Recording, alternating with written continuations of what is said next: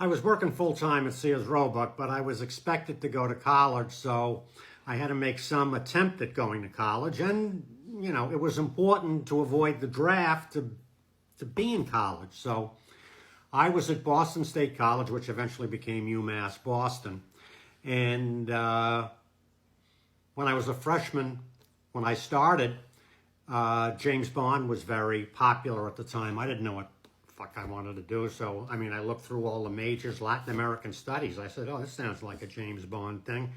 So I started in Latin American studies. Of course, I took Spanish 3 different times and failed at each time. So being a secret agent in Latin America and not speaking Spanish probably wasn't going to work out. So I went through other majors. I basically went through every single major that they had at Boston State College. I was meteorology. This is all fucking math. I was terrible at that. Geography, that turned out to be all math. I said, well, it was primarily a teaching college, so maybe I'll go into teaching. So,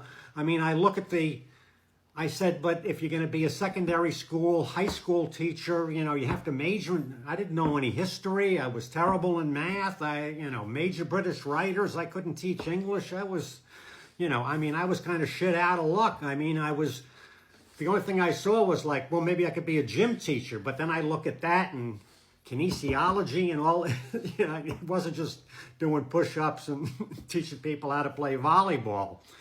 So I end up in elementary education. I'm with the counselor and she's going, listen, you've gone through every major we have here. College isn't for you. You're just going to, you got to give it up. You got a job, you're working at Sears, just friggin' work at Sears. I said, yeah, I want to, but I'm going to be drafted and I'm not going to be working at Sears. So, I got to hang on to this college thing as long as I can. She goes, well, there's elementary education, but that's really just for women. I said, oh, really? Women?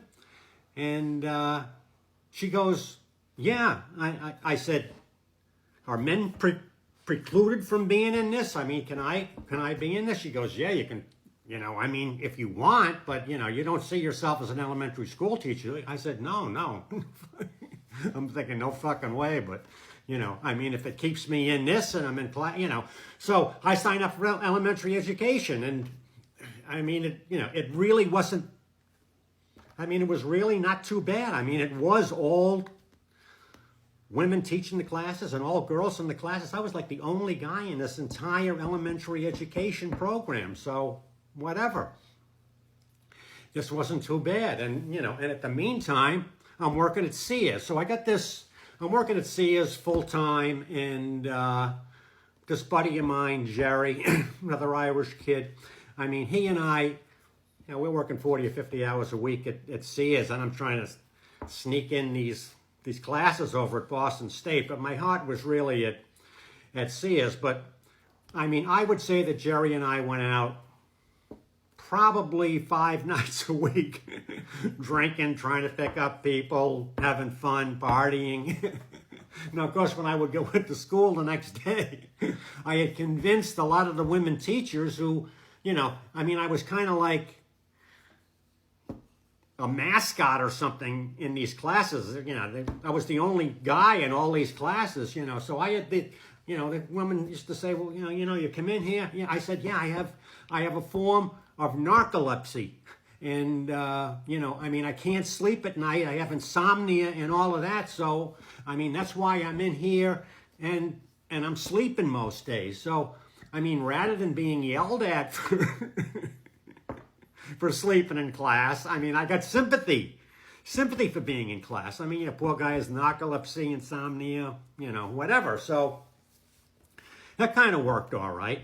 Now, back to my story at Sears with Jerry. Jerry and I are out one night, and, I was saying, I'm not gonna make it in college, you know.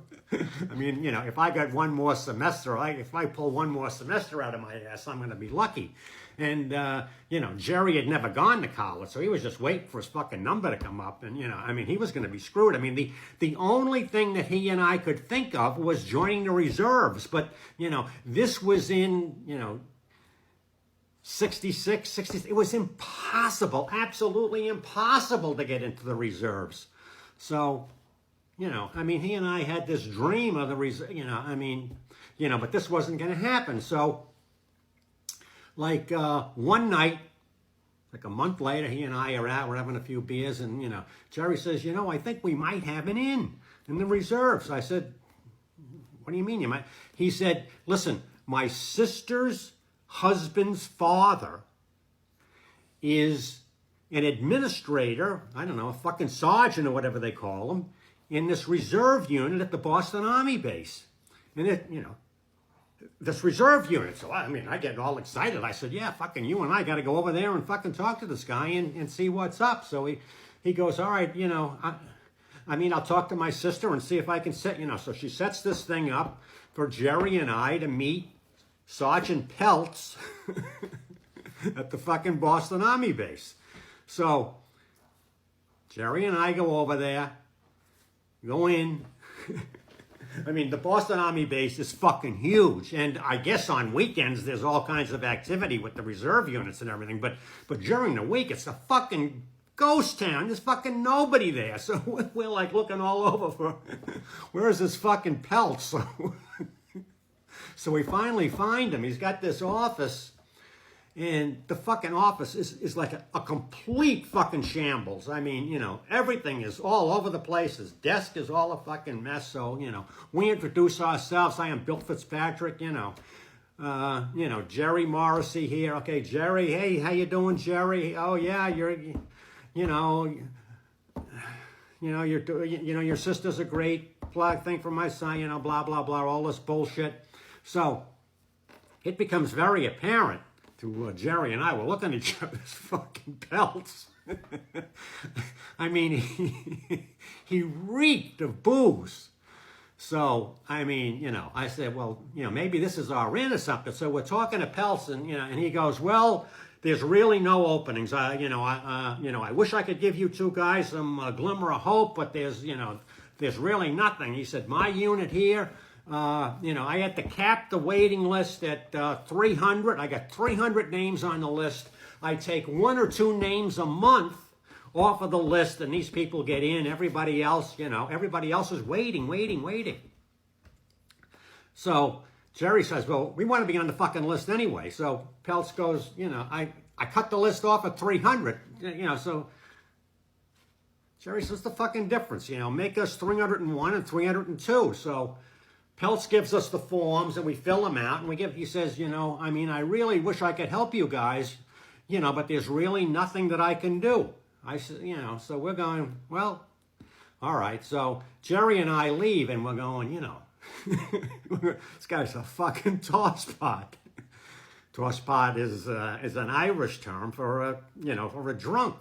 So Jerry and I, you know, we say, you know, we got to turn this to our fucking advantage, okay? The fact that fucking Peltz, who's in charge of this fucking thing, he looks like he's totally fucking disorganized, and you know, maybe there's an opening or something here. I mean, you know, maybe. Let's fucking think about this.